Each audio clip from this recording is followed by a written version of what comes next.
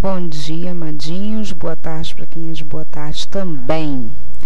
Bom, nós vamos começar a falar um pouquinho sobre a Revolução Russa, a Revolução Russa de 1917, que foi um dos grandes movimentos e talvez tenha sido a primeira e efetiva revolução, transformação, movimento revolucionário, o primeiro passo para que um movimento comunista se implantasse de verdade na história internacional, né?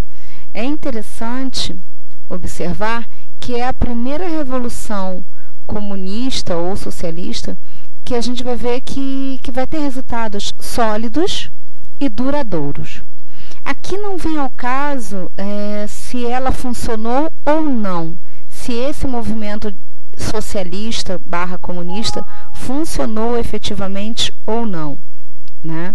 O que vem ao caso aqui, o que a gente tem que focar, é justamente que é o primeiro movimento desse porte, baseado no pensamento socialista e que realmente vai implantar um governo que se estrutura de fato, tá?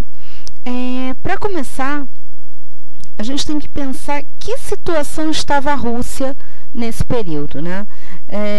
Não dá para falar de um processo desse sem pensar nos antecedentes. Aliás, processo nenhum a gente consegue fazer sem pensar nos antecedentes. Nós temos uma Rússia absolutista, liderada pelo czar Nicolau II, lembrando que czar é o imperador, né? É a figura do monarca, que na Rússia era chamado de czar. Se vocês observarem, lembra um pouquinho o termo César da Roma Antiga, né? Vocês sabem que César não era nome, era título, né? E o czar lembra um pouco esse nome, né? Então, o czar Nicolau II era o homem no poder nesse momento na Rússia, e a Rússia era considerado o país mais atrasado da Europa nessa época, né? Um país pouco industrializado, e a gente está falando aí de final do século XIX, início do século XX, já na segunda década do século XX, um país com pouquíssimas indústrias. Aliás, as indústrias que existiam na Rússia nesse período eram indústrias estrangeiras, tá? A maior parte do espaço industrial que se tinha na Rússia era estrangeiro, não era um espaço nacional. Você não tem liberdades individuais nesse período, não há uma voz política ativa para a população nesse período. Você tem uma Rússia com uma opressão muito grande sobre os seus liderados, né, sobre o povo. E a igreja monopolizava tanto o ensino como o conhecimento em geral e possuía privilégios econômicos absurdos, né? Praticamente não pagavam impostos, recebiam impostos principalmente dos camponeses e dos poucos membros da burguesia, né? Então você tem uma Rússia elitista, que não dava apoio algum à população de classe mais baixa, né? E com monopólios e privilégios econômicos muito graves. Além disso, né, nós vamos ver uma concentração fundiária, né? O que seria concentração fundiária? A maior parte das terras nas mãos de poucas pessoas. Aí surge o que a gente estava falando, que eram chamados boiardos, que eram os nobres proprietários de terra. Então, o cara, além de ter o título de nobreza, ele tinha posse da maior parte das terras. E isso eu quero que vocês prestem atenção. Você tem terra pra caramba, é um país gigantesco, de proporções intercontinentais, já que a gente sabe que a Rússia ocupa, na verdade, espaço em 2 continentes, né? Parte na Europa, parte na Ásia, mas que a maior parte da terra estava em mãos de poucos detentores, né? Que eram normalmente os membros da elite, aqueles caras que estavam lá no topo da pirâmide.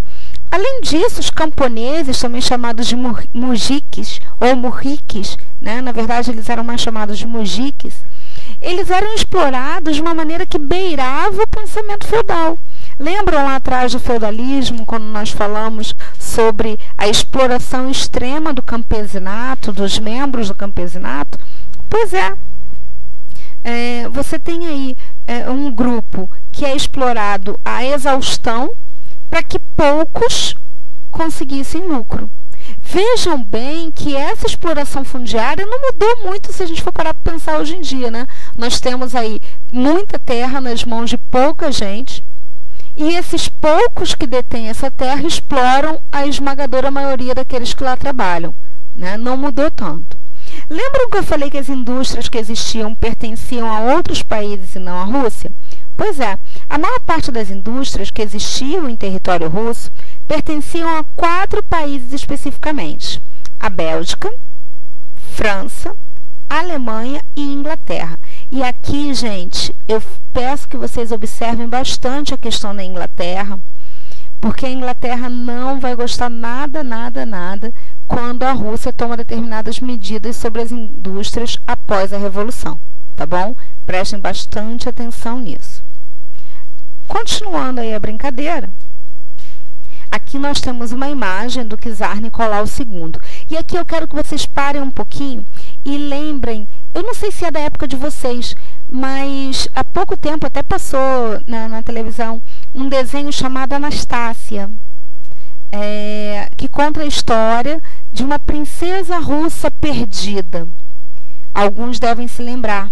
Quem não se lembra, dá uma olhadinha, procura no YouTube o filme Anastácia. É um desenho animado, né, uma animação não tão tecnológica, né, porque ela é antiga, mas fala um pouquinho de uma suposta princesa russa que seria descendente de Nicolau II. O desenho é meio fantasioso e tal, mas ele bate com uma ideia que os russos tinham de que havia sobrevivido uma das herdeiras de Nicolau. E vocês vão saber por que mais tarde, que pensam um pouco a respeito disso. Mas esse aqui seria o czar Nicolau II, que era o líder russo na época, tá?